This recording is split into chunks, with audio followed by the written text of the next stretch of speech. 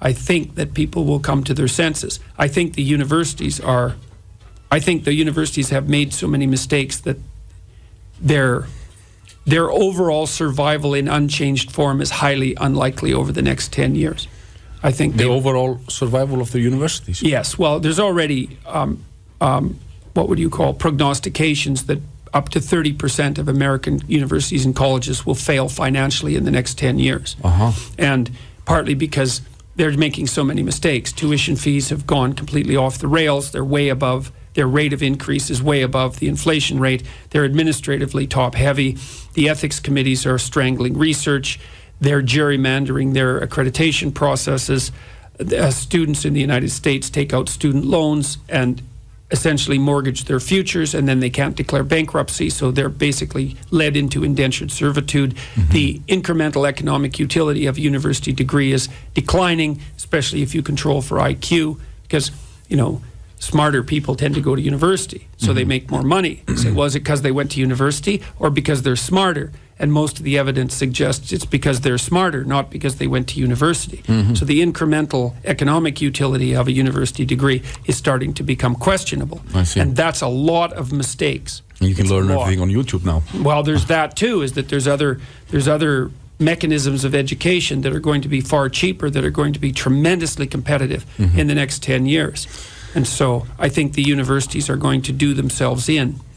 But you talk of activist studies, women's studies, gender studies, and I mean the feminists and the gender study types. They I think sincerely believe that they are making the world better with their campaigns and their struggles. You don't make the world better by pushing collectivist doctrines. You don't make the world better by assigning guilt to people on the basis of their group. But do you believe that white they privilege believe is a good example? No, they're on the right way? No, I don't believe that. I don't believe, because one of the things I've been doing, I was asked to write the preface for Solzhenitsyn's Gulag Archipelago for the 50th anniversary edition, which was a great honor. And so I've been writing that preface. And one of the things I've been trying to figure out is, why the hell did good intentions go so wrong in the Soviet Union? And the answer to that is complex, but part of it is, well, don't be thinking that all the intentions were good. It's like when you stand up for the poor, it's always possible that you're standing up against the successful. It's like, well, what makes you think your motivations are so pure? You think you're just motivated by love and compassion, eh? It's like, where's all the hatred and the aggression? Well, I don't have any of that. It's like, oh, yes, you do. And if you think that love, in your case, is a more powerful force than hate, you might want to think again. And if you look at what happened, the Russian Revolution became bloody and murderous instantly. And what happened was, it was predicated on the idea of the class warfare, which is no different than the victim-victimizer narrative that's being put forward today. Well, the idea of who the oppressor was just grew without boundary. And so they rounded up the students, they rounded up the religious people, they rounded up the socialists and killed all of them, by the way. Because the truth of the matter is that every person is an oppressor and is oppressed at the same time.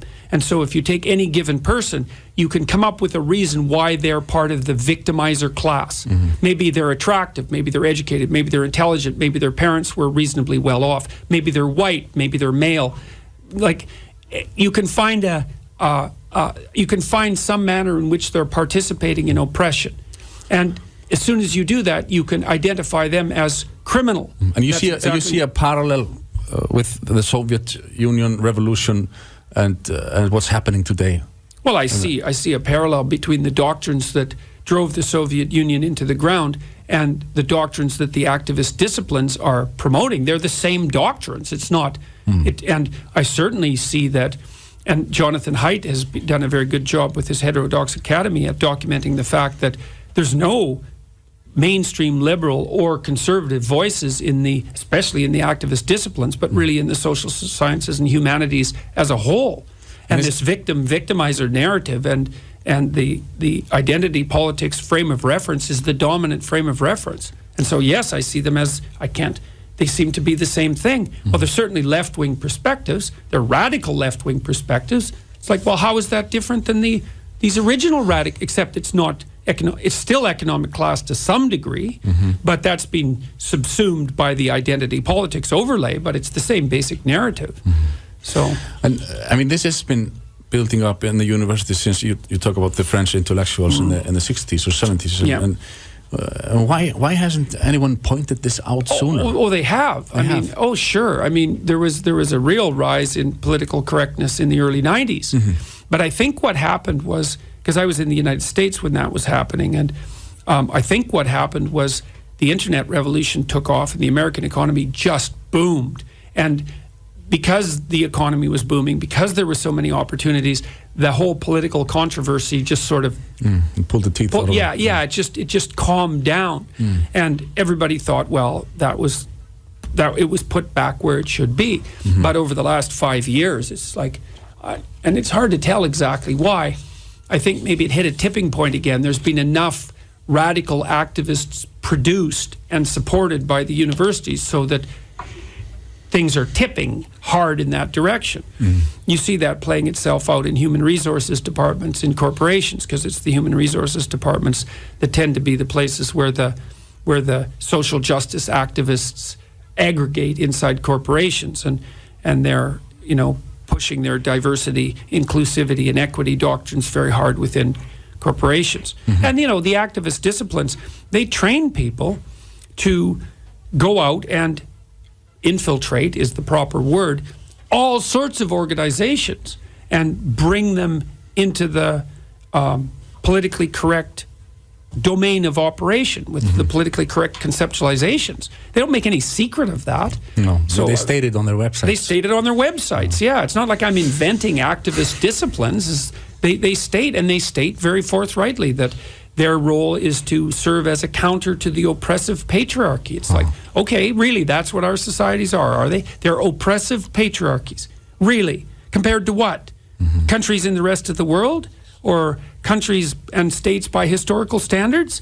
They're actually the freest, most productive societies that have ever existed anywhere, and they're getting better very rapidly. And if that's your definition of oppressive patriarchy, then well, then you're either motivated by motivations you don't want to admit to, or you're so historically ignorant that it's a kind of crime.